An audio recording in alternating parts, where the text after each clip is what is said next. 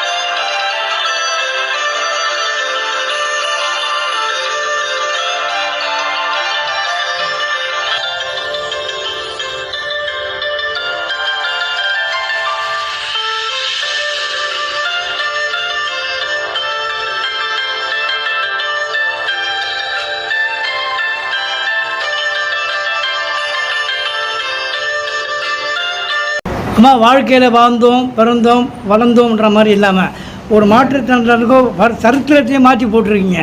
இந்த அறக்கட்டளை மூலம் வெளிச்சம் இந்த முதியோருக்கு மட்டும் அந்த இல்லந்தோக்கான அந்த எண்ணம் உங்களுக்கு எப்படி தோணுச்சு? ஐயா வணக்கம், நான் என் பேர் அம்சவல்லி. நான் ஒவ்வொரு முதியோர் இல்லத்துலையும் வேலை செஞ்சுருக்கேன். அந்த வேலை செய்யும்போது எனக்கு முதியோர்களை இன்சல்ட் பண்ணுறதோ திட்டுறதோ கூட எதுவும் பண்ணக்கூடாதுன்னு நான் நினைக்கிறேன். அதேமாதிரி பார்வதி என்ற பாட்டியை நைட்டு 11 மணிக்கு வெளியே தூக்கி போட்டாங்க. அறக்கட்டளை பேர் நான் சொல்ல விரும்பலை.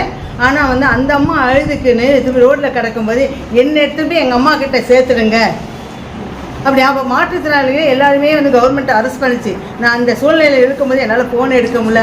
11:30 மணிக்கு ஃபோன் எடுத்தோன்னு அவங்க பொண்ணு, அம்மா நான் எங்கள் அம்மாவை எங்கே வச்சுக்கிறது, நாங்கள் நீங்கள் அமுச்சு விட்ருங்க. நான் ஆட்டோவில் எடுத்து வந்து என் வீட்டில் போட்டாங்க. அன்னையிலேருந்து இன்னை வரைக்கும் நான் அம்மாவை பார்த்துன்னு தான் இருக்கேன். ஆனால் என் தாயே பார்க்குற மாதிரி இருக்குது அவங்கள பார்க்கறது. அவங்களுக்கு எந்த இதுவும் சாப்பிட்றது கம்மி தான். ஆனால் வந்து அவங்களுக்கு ஆள் தேவை. அவங்கக்கிட்ட அவங்க குறைய கேட்க மனிதன இவ்வளோ படித்தவங்க இருக்கணும். அது ஒன்று தான் அந்த அம்மா விரும்புகிறாங்க. அதனால தான் எனக்கு இந்த முதியோர் இல்லம் வைக்கணும்னு ஆசை வந்தது. ஐயா, ஒரு மாற்றுத்திறனாளாக இருந்தாலும் மனம் தளராமல் இந்த வெளிச்சம்ன்ற அறக்கட்டளையே முதியோருக்காக தோக்குறாங்க இல்லையா, அந்த அம்மாவோட அந்த எண்ணத்தை எப்படி பார்க்குறீங்க? என்ன ஒரு பரந்த மனப்பான்மையில் பண்ணுறாங்க. அவங்களுக்கு செய்ய முடியுன்ற ஒரு தன்னம்பிக்கை இருக்குது. அதுவே அவங்க வந்து ஒரு பெரிய செயல் வீரனாக மாற்றுறாங்க. அது இல்லாத வந்து நல்ல மக்களுக்கு இந்த சமுதாயத்தில் வந்து தொண்டு செய்யணுன்ற ஒரு நல்ல எண்ணம் இருக்குது. அதுலேயும் முதியோர்களுக்கு, இந்த முதியோர்களுக்கெல்லாம் இந்த காலத்தில் வந்து நல்லா கஷ்டப்பட்டு அப்பா அம்மா வளர்த்தாலும் விட்டுட்டு போயிடுறாங்க. இந்த காலகட்டத்தில் அவங்க நான் இந்த முதியோர்களுக்கெல்லாம் சேவை செய்யணும், அவங்கள அப்பா அம்மா பாதுகாக்க முடியாத இந்த பிள்ளைங்கள நான் பாதுகாப்பேன் அப்பா அம்மாவோட அவங்க நினைக்கிறாங்க. வயசானவங்கள முதியோர்கள் ஆரம்பிச்சிருக்காங்க. அது இல்லாத இன்னும் நிறைய அவங்க சேவை செய்யறதுக்கு தயாராக இருக்கிறாங்க. இந்த சமுதாயத்திற்கு அவங்களால ஒரு மாற்றுத்திறனாளியாக வந்து இந்த தன்னம்பிக்கையோடு இருக்குது. இந்த சமுதாயத்தில் இந்த நாட்டிற்கு ஒரு வழிகாட்டியாக இந்த ஏதோ ஒரு ரோல் மாடலாக இருக்காங்க. அதனால் வந்து இவங்க மேலும் மேலும் வளர்ச்சி அடைவாங்கன்னு எனக்கு நல்ல நம்பிக்கை இருக்குது. ஸோ மாற்றுத்திறனாக இருக்க இந்த பெண்மணி வந்து இந்த அறக்கட்டளை மூலம் இந்த முதியோருக்கு ஹெல்ப் பண்ணுறாங்க இல்லையா, இது பொதுமக்களோட கான்ட்ரிபியூஷன் ஒன்று இருக்கும். ஏன்னா அவங்களுக்கு ஒரு அட்வைஸ் பண்ணுங்க. ஆமாம், பொதுமக்களும் இதுக்காக வந்து இவங்களுக்கு வந்து நிறைய இந்த இன்கம் டேக்ஸ் வந்து கொடுத்தாங்க. இன்கம் ரிலாக்ஸேஷன் வரும். அந்த மூலயமா அந்த அரசு ஊழியர்கள் இந்த பெரும் பணக்காரர்கள்லாம் கொடுத்தா இவங்களுக்கு வந்து இந்த விதிவிலக்கு வாங்கினாங்கன்னா அது மூலயமா வந்து பணத்தை கொடுத்தாங்கன்னா இவங்க வந்து நல்லா நடத்த முடியும்.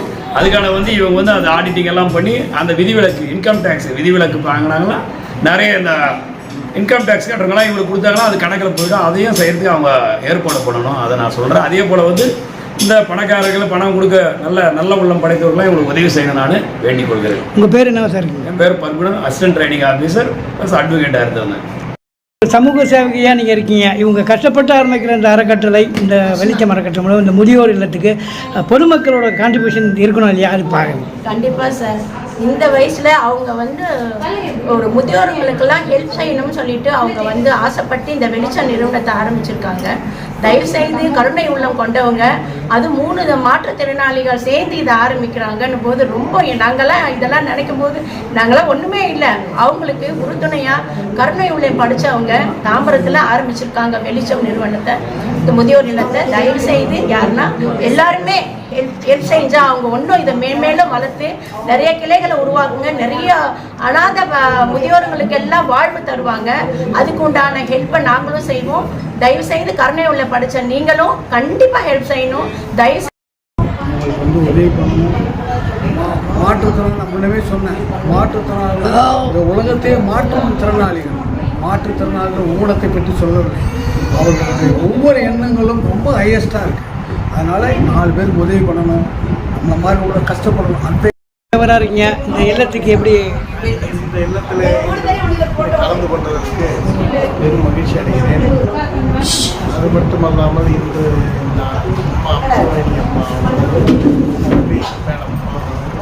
இந்த நிலையிலே இவர்களை இந்த வெளிச்சம் அறக்கட்டளை ஆரம்பித்து இதில் முதியோர்கள்னா தாய் தந்தை அவர்களுக்கு வந்து நல்ல ஒரு அன்பு, அந்த அன்பு தான் லாஸ்ட் கட்டத்தில் கிடைக்கிறது. அன்பு தான் அவங்க உணவு கொடுக்க அந்த அன்பான ஒரு உபசரிப்பு பண்ணுறதுன்னு அந்த அம்சவேணி அம்மா சொல்லும்போது எனக்கு மனமே ஒரு அந்த அளவுக்கு நிகழ்ச்சி அடைஞ்சிட்டேன். எங்களால் ஆரம்பிச்சிருக்காங்களேம்மா, இந்த இல்லத்துக்கு இதை பார்த்து கொண்டிருக்கின்ற நேயர்கள் ஏதாவது செய்யணும்னு விரும்பினா என்ன மாதிரி உதவிகளாக செய்யலாம்? அனைவருக்கும் வணக்கம். என் பேர் செல்வி. நான் எர்ணாவூரில் இருக்கிறேன். அம்சம்மா வந்து தாம்பரத்தில் இருக்கிறாங்க. நாங்கள் 2 பேரும் மாற்றுத்திறனாளி தான். இந்த முதியோர் அறக்கட்டளை ஆரம்பிக்கிறதோட நோக்கம் என்னன்னு கேட்டால், எத்தனையோ பேர் எல்லாருக்குமே தெரியும் தன்னுடைய பொண்ணோ தன்னுடைய மகனோ மருமகளோ அந்த வயது முதிர்ந்த பிறகு அவங்கள இன்சல்ட் பண்ணுறதும், சாப்பாடு கொடுக்கறதும், தண்ணி கொடுக்கறதும் எல்லாத்தையும், அதாவது ஒரு பாட்டில் சொல்லலாம், நோயற்ற நேரத்தில் நாய்க்கட்ட ஓரத்தில் ஒதுக்கி வைத்தானாமா அதையும் வாய் விட்டு சொன்னானாமான்னு சொல்லி பச்சை விளக்கில் ஒரு பாட்டு ஒன்று இருக்குது. அதே மாதிரி அந்த வயசான காலத்தை ஒதுக்கி வச்சுறாங்க. அவங்க ஒரு சின்ன குழந்தை போல் அந்த வயசான நேரத்தில் வந்து நிறைய ஆசைகள் அவங்களுக்கு உண்டு, ஏக்கம் உண்டு. அந்த ஏக்கங்கள் எல்லாம் நாங்கள் வந்து நிவர்த்தி பண்ணணும்னு ஆசைப்படுறோம். ஏன்னா எங்களுக்கு அம்மா எல்லாம் கிடையாது, நாங்கள் தான் தாய் பாசத்தை இழந்து உட்காந்துட்டு இருக்கிறோம்.